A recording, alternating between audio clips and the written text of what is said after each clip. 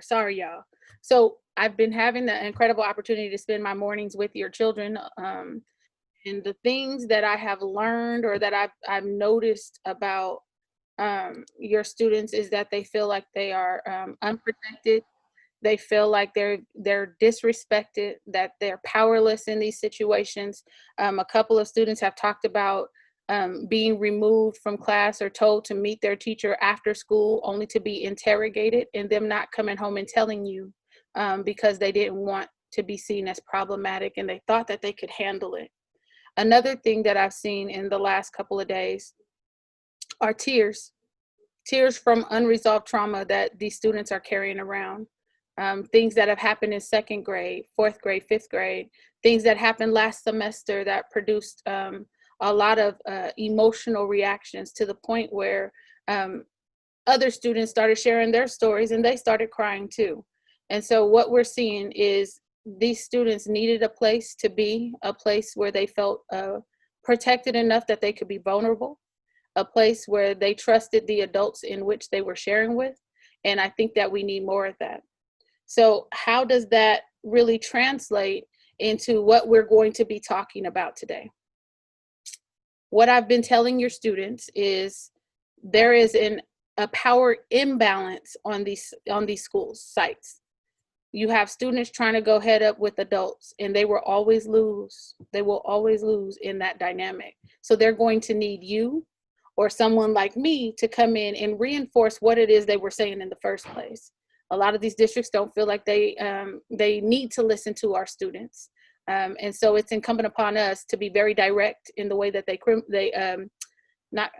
to be very direct in the way that we communicate and we instruct what it is that we want to see happen. So I put together this slide presentation. If you want the slides after the presentation, please let me know. This is understanding your power. Contact information is at the bottom of the screen. And please feel free to contact me. I'm on Facebook, I'm on Instagram, and my BYLP address is just my first name, initial, my last name, and BYLP. So lpryor@bylp.org. So first slide, please.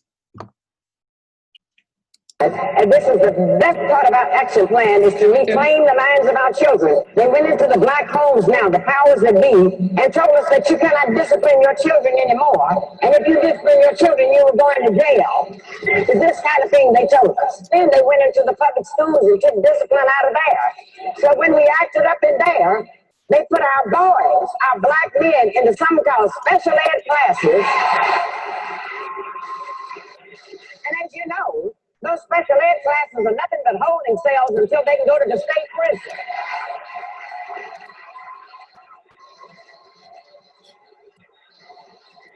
This is what they did. And then, the one thing that they knew, that if we can put them in prison, if we can have them convicted for a felony, then once they get out of prison, they cannot get a job because of that. They cannot get the job. And then if they happen to eke out and find a job, then they have to pay taxes on a job, yet they cannot vote. And I call that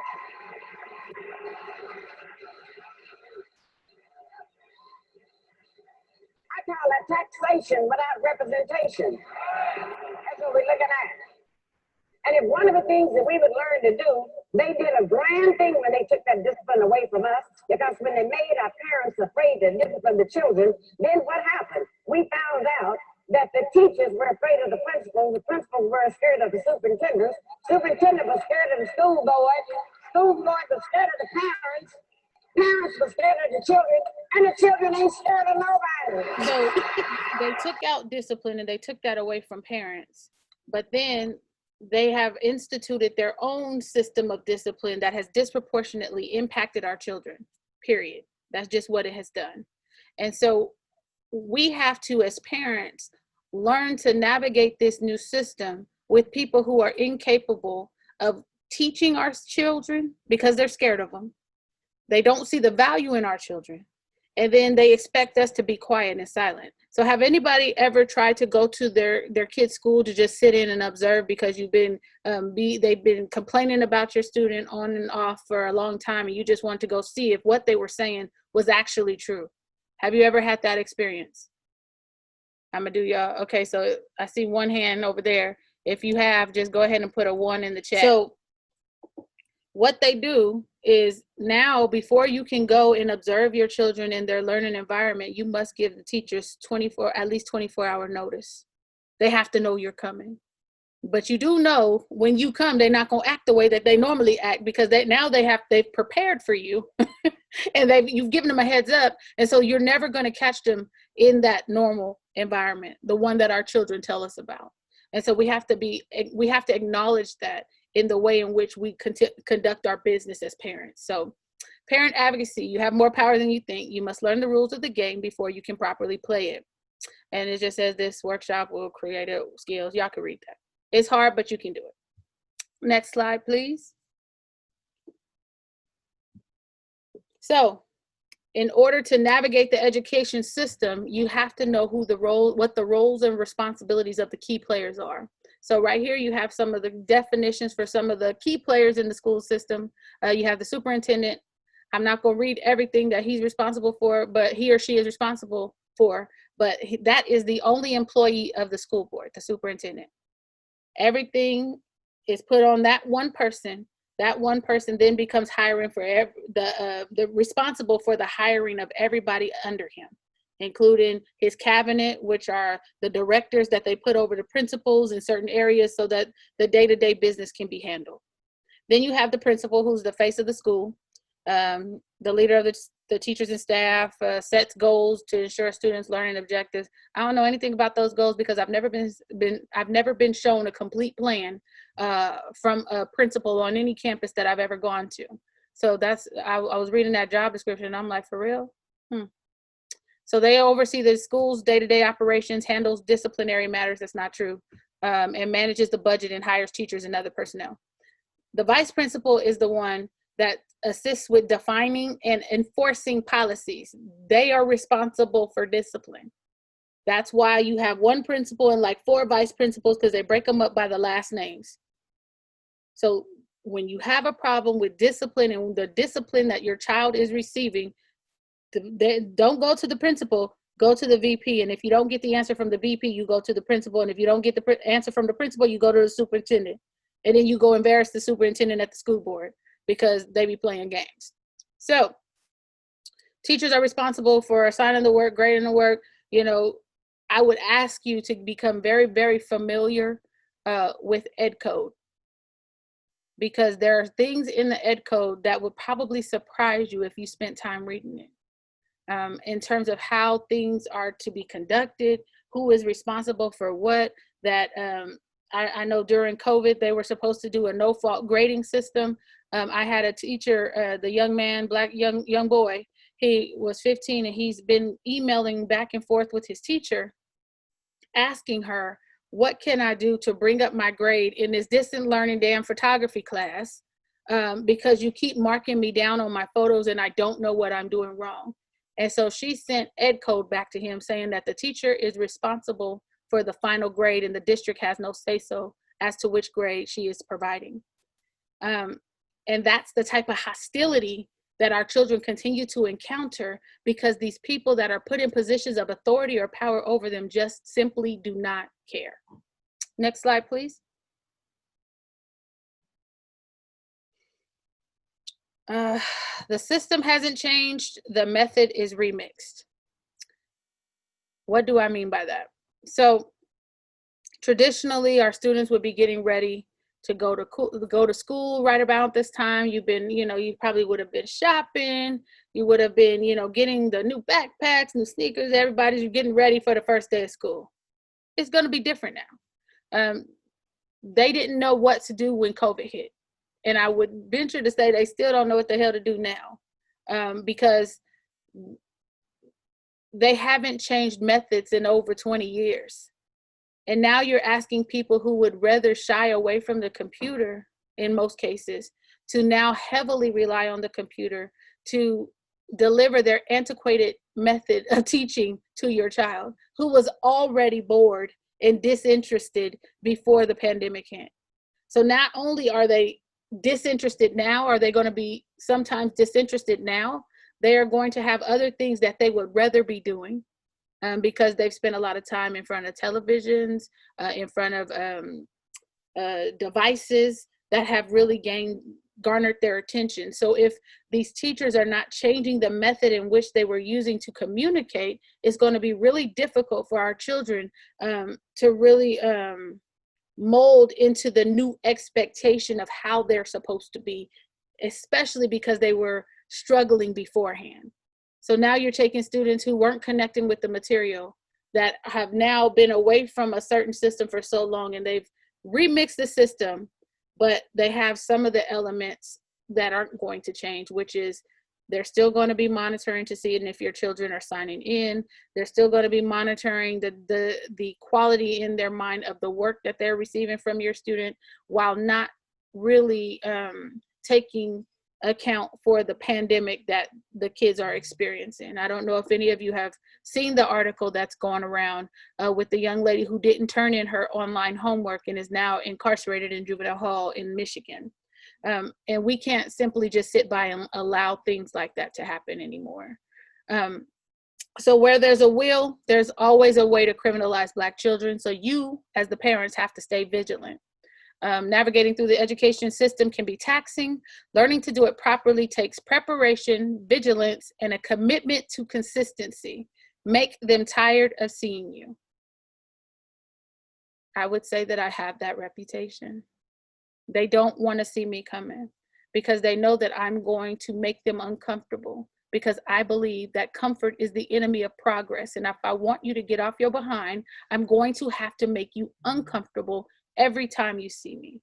That does not mean that I don't develop relationships, because you got to play chess. It's chess, it's not checkers. So you have to develop relationships, but you also have to have the reputation that this is not somebody I want to play with. So I might as well take their advice or what it is that they're giving me, or it could get a little dicey for me. So we have to be clear about that. You have to read the rules.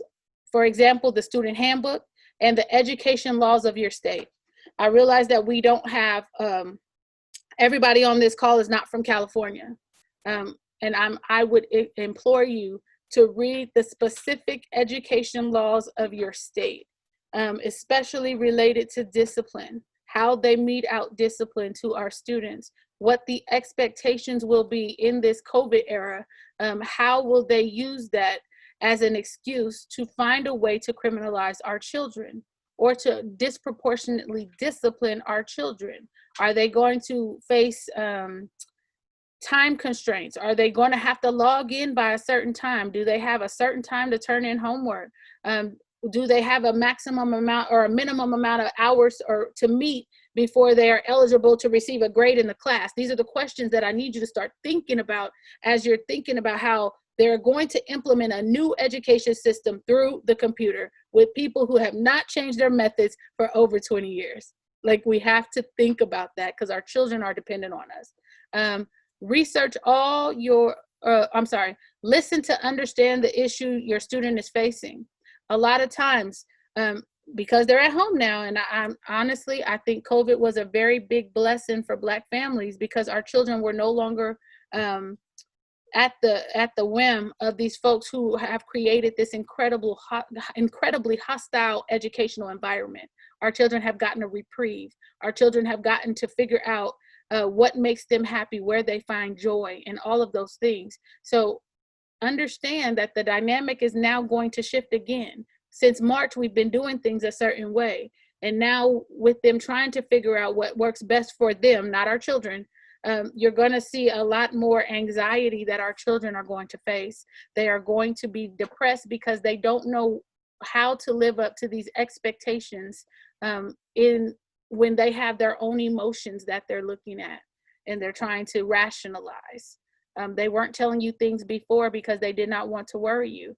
I would implore you every day, come in and ask them, hey, If you have your kids doing distance learning, ask them, hey, how did it go? What did you think about your teacher? How did they come across on the screen?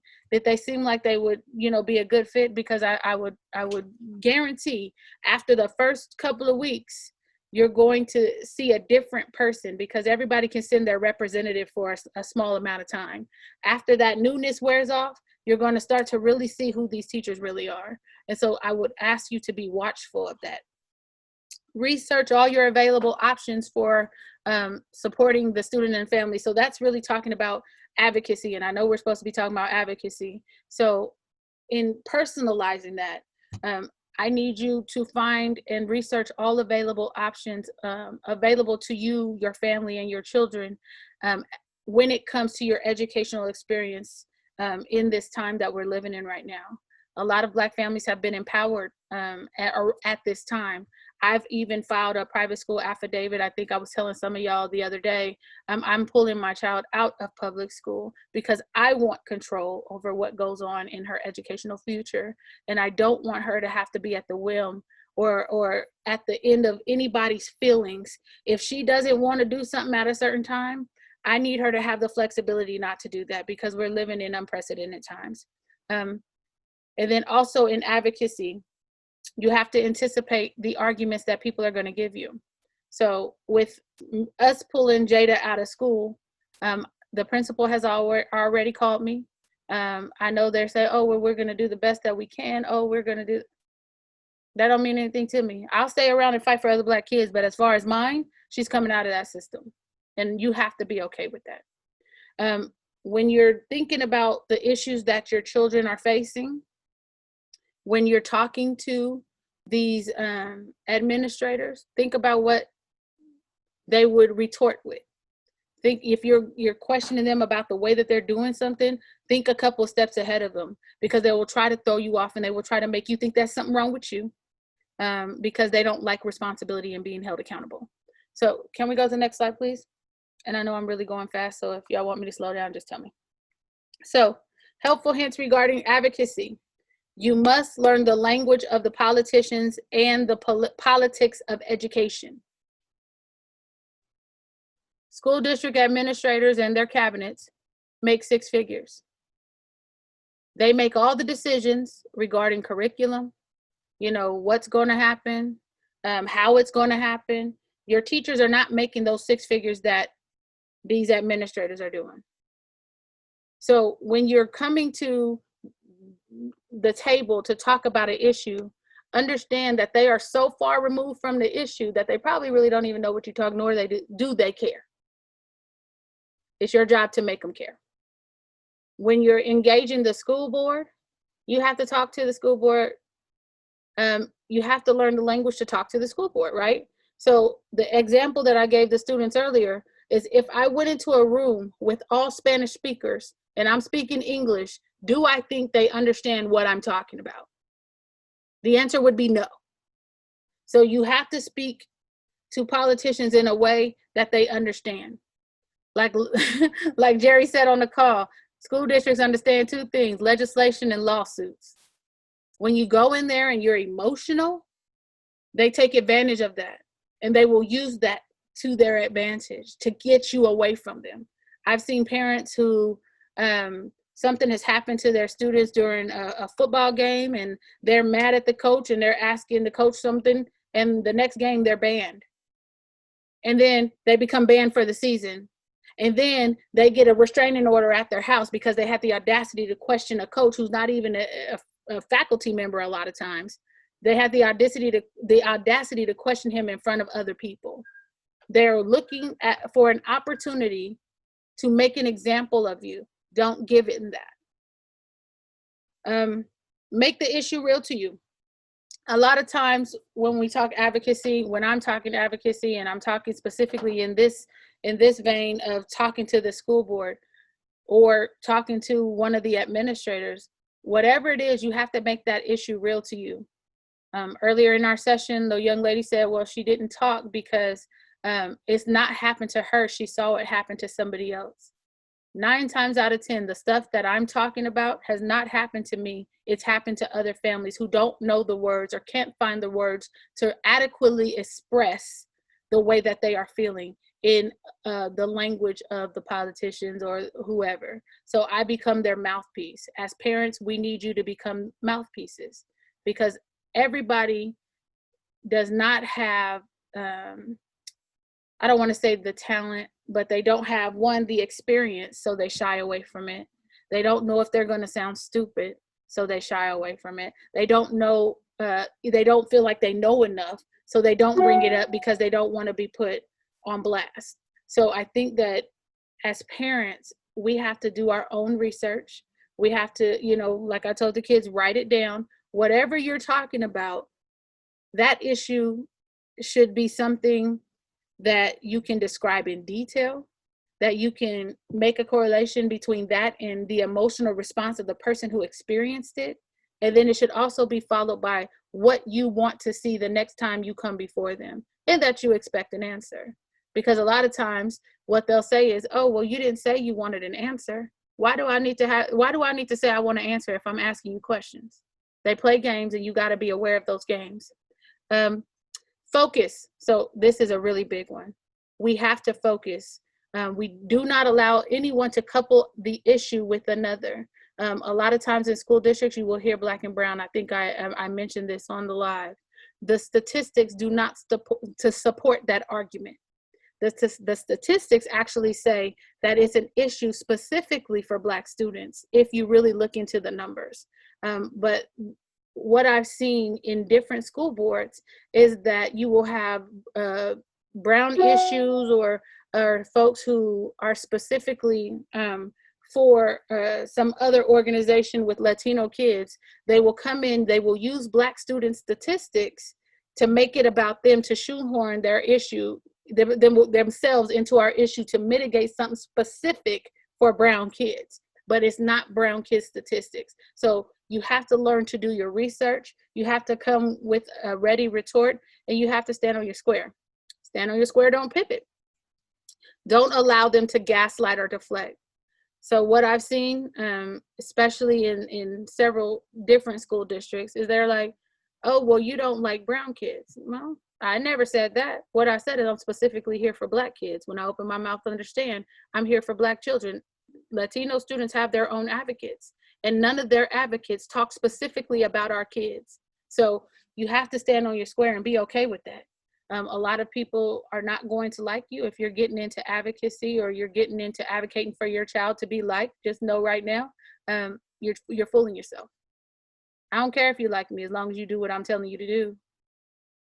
Liking me is a bonus for you, but it ain't got nothing to do with me. Keep in mind, principals and VPs have discretion on every decision to suspend, but only the school board can expel. So the VPs are normally the ones, as I said, who make the discipline decisions. The principal, if it's an egregious offense that they find, what they will do is they will suspend you for 5 days, and then they will submit an extension to that suspension with attachment for expulsion. Be leery of that. Pay attention to what they're doing. One specific example that comes to mind is there was this young man playing in the hallway at school, and he was being tossed, I don't know, a hacky sack. Do y'all know what that is? Like a little beanbag. He was being tossed before baseball practice. And so they're playing in the hallway. Now, judgment, they're children, and I don't know why they were playing in the hallway, but they in fact were playing in the hallway. So one of the kids tosses the hacky sack. The boy pulls back to swing, and his bat hits another kid in the face, knocking out his teeth. It was totally an accident. You know, he didn't mean anything malicious by it. He actually carried the child to the school or to the front office. The kid who was injured said he did not mean to do it. It was an accident. Neither one of them were paying attention.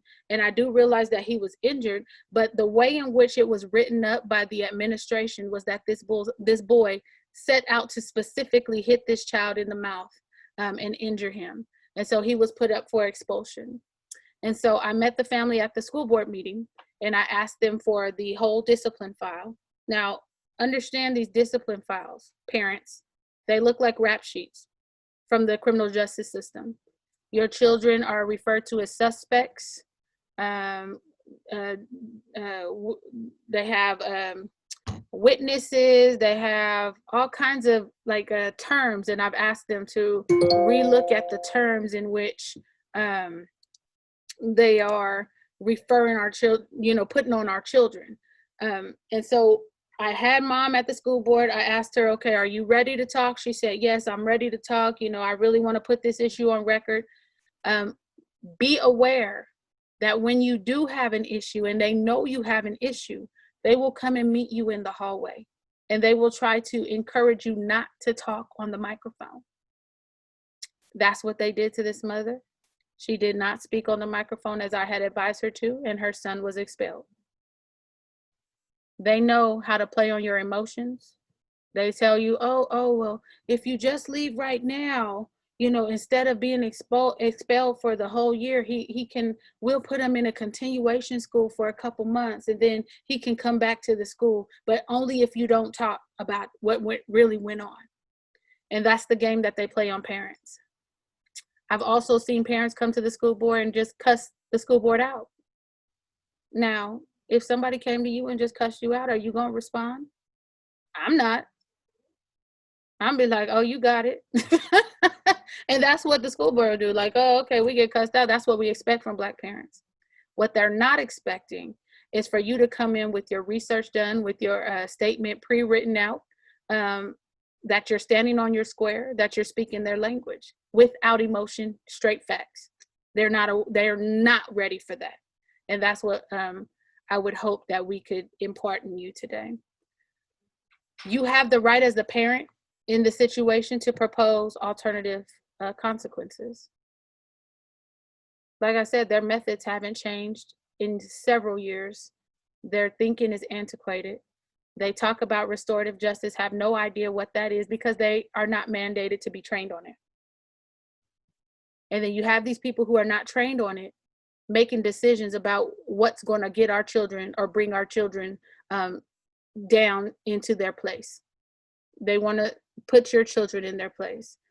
So as parents, we have to encourage our children to come and get us, not to carry that burden around, not to feel like they have to protect us as parents, because again, we should be protecting our children. Can you go to the next slide, please? Restorative justice is supposed to be a set of things or consequences that they can impose instead of the other consequences. So instead of, for example, instead of suspension, they might have your child write a paper, or they might have your child do some community service around the school, something less punitive than something that goes on their permanent record. I will get the original handbook, the original definition for you in a moment, but my interpretation is that it is a set of things, and because schools haven't developed them, it's a set of things that could be used instead of the punitive consequences that they have traditionally given our children. Oh, can we go to the one before this? Because I'm not ready for this. The one before this. So yeah, just stay there. A lot of times, y'all, let me just tell you, these people have no idea what they're doing. For example, I had a young girl who went to a homecoming dance, her very first homecoming dance ever. While she was at this dance, a man came up behind her, grabbed her by her arm, and told her to come with him. Now, some people don't find that as weird, but I do, especially if number one, I've never seen you, and then I don't feel like I did anything wrong. Why am I going to go with a stranger? So she jerked away from him, which is a natural reaction. 14-year-old girl, she jerked away from him. It's like, who are you? And so she commits to go back to dancing, and he grabbed her again. She jerked away from him and made her way through the crowd to, I think she called it a dance pod. He follows her through the school dance, gets to her where she's on that pod, and yanks her down causing her to fall forward. And as she's falling forward, which I found out later, he actually hit her in her face. This young lady got up and she pushed him.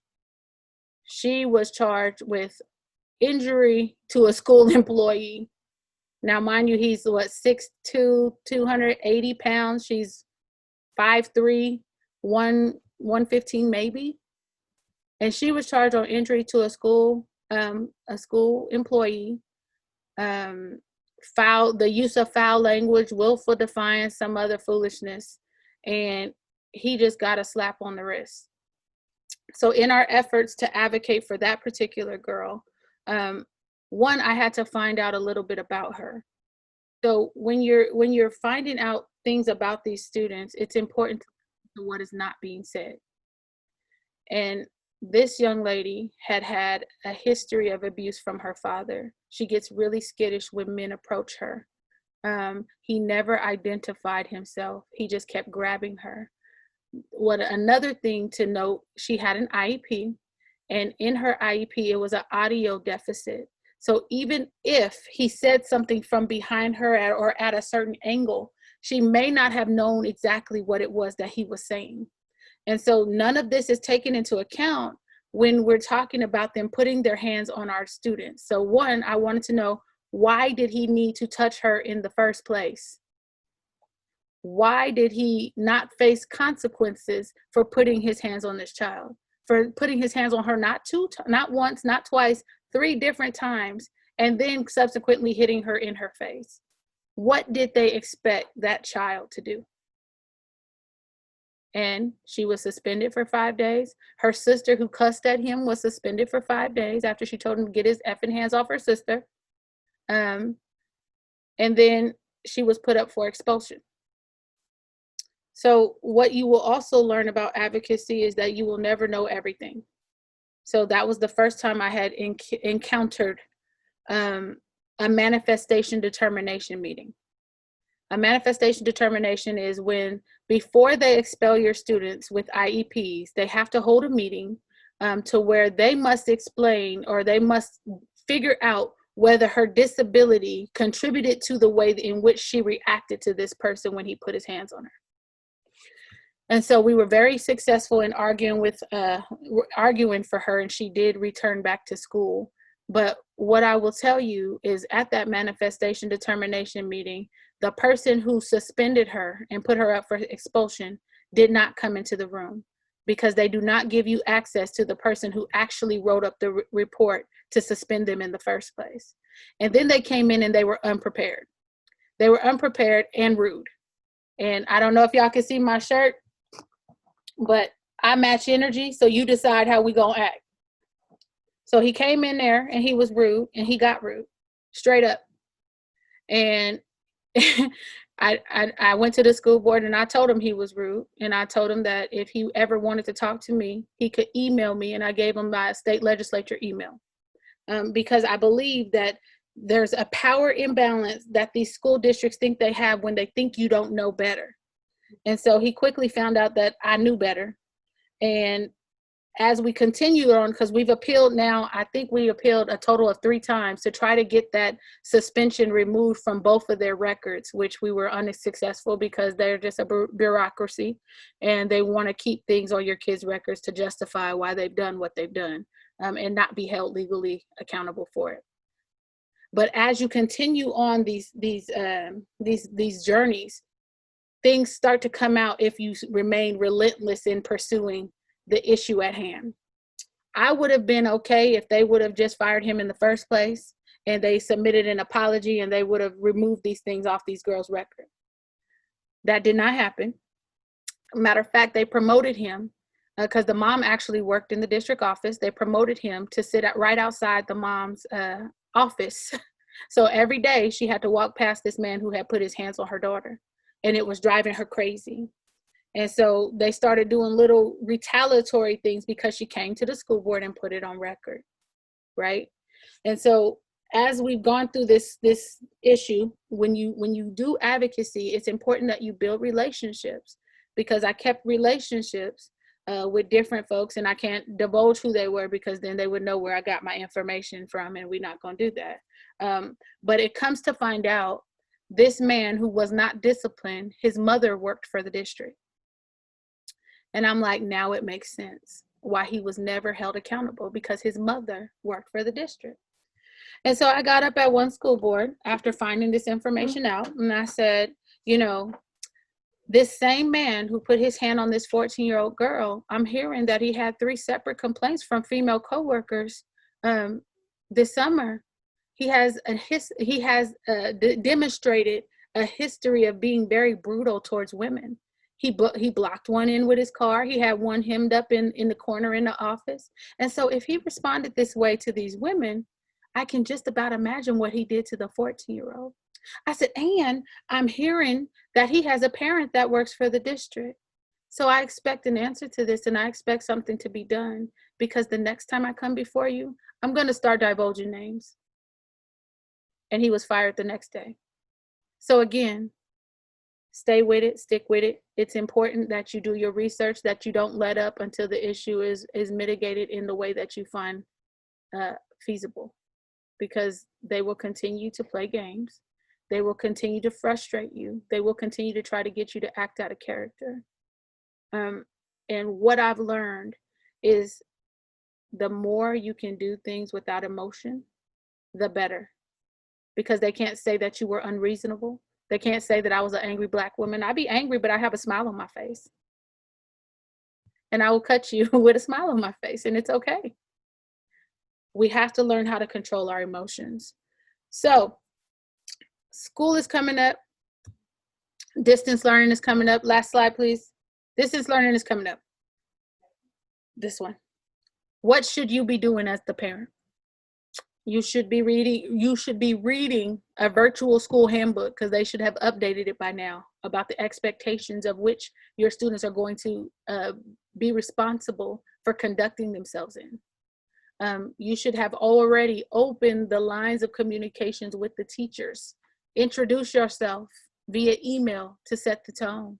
Let them know what you expect in their interactions with your children, if you're sending them back to the public school system. Assess how your child is feeling as the school start date looms.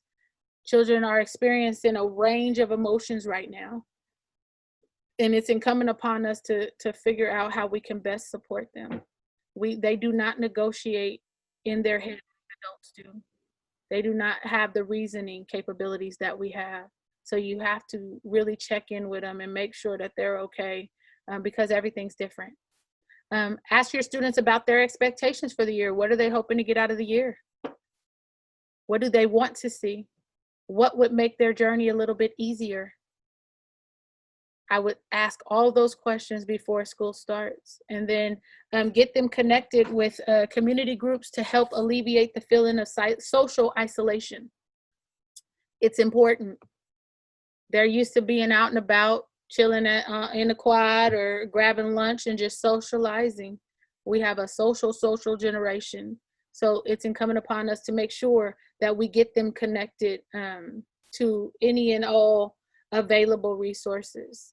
Black Youth Leadership Projects has many available resources to your children, and because we are virtual, we can do a whole lot more, and it's been very, very exciting for us. So we have the Black Girls Support Network, the Black Boys Support Network. Please get your children signed in or connected to us. We also have the Allies to Abolitionists Support Network for our non-Black families who are raising Black children or are exposed to Black children in a different way, whether it be teaching or any other way. That support network is for you. And we also, last night, just launched our Black Parents Support Network. So with that, I'm gonna shut up because I've been talking for a long time and I know you're probably sick of me, but do you have any questions for me that I could possibly answer for you?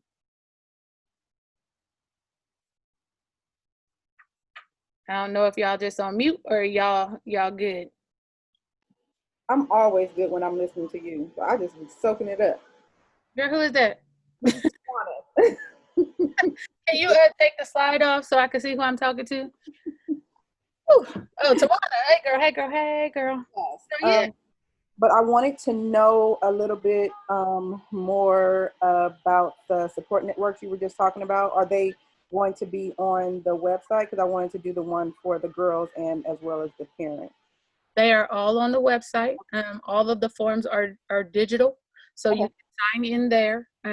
We are really good at being receptive to our parents. And if you don't get an answer from somebody other than me, email me directly, and Okay. we can figure that out. But everything is up on the website. We actually have a Black Boys and Black Girls collab meeting with the students on Monday and Tuesday. So we Okay. want to make sure that we get them connected so that I can, keep up with the ones who've been with me all week for boot camp. I have a really, really great group of kids. I'm really excited to spend time with them. We were we were having some fun with Hamilton the other night. The other morning. And just seeing them come in and we play games and everybody's vibing. If somebody's hurt or somebody's crying, you could just check the chat and they're checking on each other. They're connecting on social media. And it's just a really great group of kids. So you guys pat yourselves on the back. Your kids are wonderful. And this is what, the way that I interpret it is, this is what they've needed. They've needed somewhere where they wouldn't be judged. They've been exposed to both Black men and women teachers all week. We all have our different ways in which we have been engaging them. But what I notice is that the boys become very, very excited when they have a Black male in front of them. Like, it's just something, like something clicks and it's just magical. So continue to expose them to people who look like them deliberately. Do it deliberately. We will be hopefully connecting with Prentice Powell, and he will be providing us, we'll probably deal with some sort of contract to make sure he comes in and he does that writing workshop a little bit more to help them develop their writing skills, because a lot of them this morning told me that's what stuck out to them, is being able to write and do it in a specific time constraints. They said because they need to work on time management. This is what they notice about themselves. Nobody told them. So I think that the more that we expose our children to the best and the brightest and the people who have time for them, the more successful they will be. Awesome. Thank you so much for all that you do. I really, really appreciate it. Melissa has had an incredible week thus far, and she loves to write.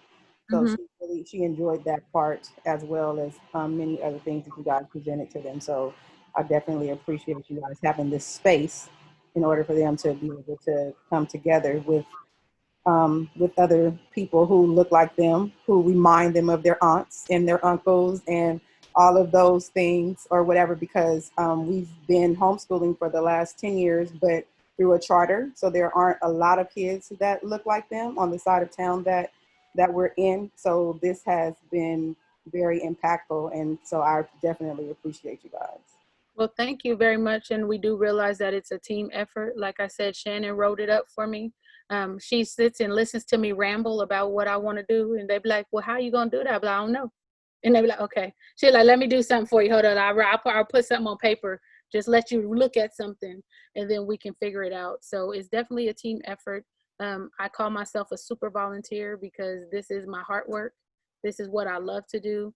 And the fact that I don't get paid to do it, but I do it the way that I do it is a bonus, because it really shows that the authenticity and the passion that, we really have to love on our Black children. And so we're really, really happy with the way the boot camp has gone. And I can't believe we're on day 5 tomorrow. And it's just crazy. It's just crazy. I don't know. But I've enjoyed my week immensely. And just seeing them, I don't know, strong enough and vulnerable enough to express the things that have been happening to them, and knowing that they've been carrying it around for so long and they were finally able to release it. That was something that was very, very special for us to see, and we hope to see more of it. So it's our very first virtual boot camp, but it won't be our last. Bet that. Anyone else have any questions for me? This is Expositive. It's not really a question, but it is a comment. When you said it's really imperative to, when you speak with the school board or people, just to watch your tone. I spoke with someone, was it, I think yesterday, and she was getting really upset. And I was like, so is this what you're saying? And it was the assistant to the superintendent. And she's like, yeah, I have to make a phone call. I was like, so this is what you're telling me? I just want to make sure that I'm writing everything down. What is your name? She's like, Patty. I was like, so Patty, at on today's date, and I gave her the time. I said, so this is what you're telling me. I was like, so then when she hung up on me, I called back. I said, so Patty, the assistant superintendent, the assistant to the superintendent hung up on me. And the guy, he was like, I said, so is that the practice that you do to parents? So I just want to know when I relay this information to on my news feed and when I call 11 Alive. And he's like, oh, well, let me transfer you to somebody. So he's stuttering. And this lady was like, oh, she's nice. I said, no, when Patty gets upset, she's really upset. When she gets upset, she hangs up. So Patty isn't nice all the time. And the lady was like, oh, well, Miss Hunley, and so she tried to deflect. I said, I didn't use profanity. I did not raise my voice. However, I wanted to make sure that I understood her. So I repeated my words. So she wasn't used to someone like, I guess she thought I was going to get belligerent and loud, but I just kept repeating what she told me. I wrote it down and I just wanted to be clear. So when I decided to relay the information, that it was just going to be relayed however I disseminate the information. And I don't think she was used to that. So she hung up. She literally hung up on me. So I'm just, that's another issue that I'm going to have to deal with. So Patty, I would have called Patty back and hung up on her face too, because I match energy. Oh, you hang up on me, I'm gonna call you back, I'm gonna hang up on you. That's just how it goes. That's the games we play. You play stupid games, you win stupid prizes, right? But engaging people, she didn't know her place. She the assistant to the superintendent. That means she pushed paper. Yeah. So we have to be clear when we're dealing with people that we don't allow them to present themselves as somebody they're not. What her job is to take the message and relay it to right. Period. That's her job. That's what you do, Patty. I would have told her what she's responsible for, and then I would have hung up on her because I like that. But don't be petty like me. Do you? Because I'm petty. Oh no, I have something for her. I'm petty. I will put it in writing and I would hang up on her because I'm petty. And I would take it to the school board about how rude and just unprofessional she was in her response to a parent who was asking a question. And that's what I plan on doing. I said, and I told the lady who called me, I said, oh no, I haven't forgot about Patty. I said, I'm gonna file a complaint, and she's trying to deflect. I said, no, I have something for Patty. I said, I'm gonna call Patty back. I was like, she needs to learn how to deal with parents. I was like, because I was asking specific questions about what's happening and what's going on. I was like, and Patty didn't know how to handle me. And the lady was like, oh, Miss Hunley. I was like, no, Miss Hunley is very clear. So you just gotta let these people be them, but they can't do that, while they're harming our children. And so we have to draw the line in the sand someplace, and we have to be very, very clear about where we stand as Black parents, as parents of Black children, in the ways in which we insulate them so that we can protect them best. And the best energy a parent can give another adult is the energy they are giving. Straight up. But while still maintaining relationships, because I can't go in there and cuss everybody out, because when there's a problem and I need a resolution quickly, I have to depend on the people that are in the place to mitigate those issues. They may not like the way in which I tell them that is their responsibility, but it's their responsibility nonetheless. And so, you just have to, you got to figure out what works for you. I'm not saying that you have to do it the way that I do it. I'm just saying that you got to do something, because our kids are hurting. They're very clear about the microaggressions that they are facing. They're very clear about feeling unwanted, disrespected, powerless. And if we continue to allow them to go into the lion's den without a lioness behind them, I'll say a lioness behind them, or a tiger behind them, we're effectively, what's the word I'm looking for? We're allowing it to affect what they can do in the future, in a sense, because their educational path is something that will determine their future. And if we allow people to really just browbeat our children and kill their spirits, their future will be dimmer because we didn't step in to protect them. And they will always wonder, well, why didn't my parents protect me? Why didn't some adult step in to protect me? What did I do? Am I not worth it? And my job is to just show them all that you're worth it and we're going to fight for you. Jerry, did you want to say something? Yes, I think several things, just like you said. When I'm addressing staff, I already let them know off the top that I'm really calling to get to your boss. Because when I get in his ass, all y'all gonna act accordingly. Same thing I'm gonna say to them, I'm gonna say to their boss. And the other thing is, because sending your kid to a school district is a service contract, no different than a plumber, mechanic, electrician. And if they don't do the job right at your house or in your car, then you find somewhere else to take them. Same thing with school districts. It's about money. So understanding that every time you send your kid to school now your kid is worth about $20,000 to that district because they upped the money last year. So when you start saying, okay, I'm going to keep little Jerry at home, it's a whole different tone they're going to get. Yep. You know, and again, you're in the driver's seat and you everything that Lauren said is true, you know, and I love recording and embarrassing white folks. It's just my get down. And, you know, they're wrong and they need to be exposed like roaches. And it ain't just white folks, it's some of these non-black folks too. I get them too. And I call out the NAACP and anybody else who's on the hook. They all can get it. Yeah, yeah. You know, equal opportunity. yeah, for real. You know, because the thing is this, is that you're going to have black folks in positions, vice principal, assistant superintendent, or director of safety, and their jobs to keep black folks in line. So understand when they come out, they're coming out to pacify you, and hopefully you don't get past them. That's the they're going to run like they're sympathetic and they understand, sister, brother, I get it, but they're just playing that game to keep their job and keep that six figures coming in. And I remember one of them in Elk Grove, and I'll let y'all go. He told me, "What? Come on, sis. You know, I got a family to support.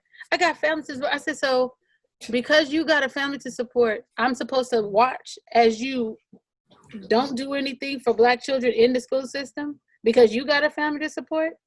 This is the same black person who told me that they can't hold white boys accountable for saying the N-word because black kids say it.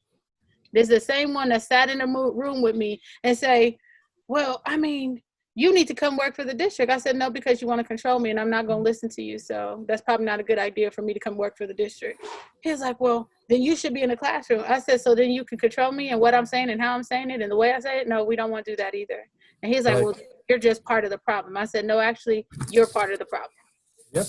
They're comfortable. And so my final message to y'all is make people uncomfortable. Killmonger was right. I will say that until the day I die. And I ain't trying to be Black Panther. I'm trying to be Eric Killmonger and eradicate systems of oppression for black children. So with that, I say good night and y'all have a great job this week. Great job. Thank you, sir. I appreciate you. Okay. All right, blessings, family. everyone. See y'all later.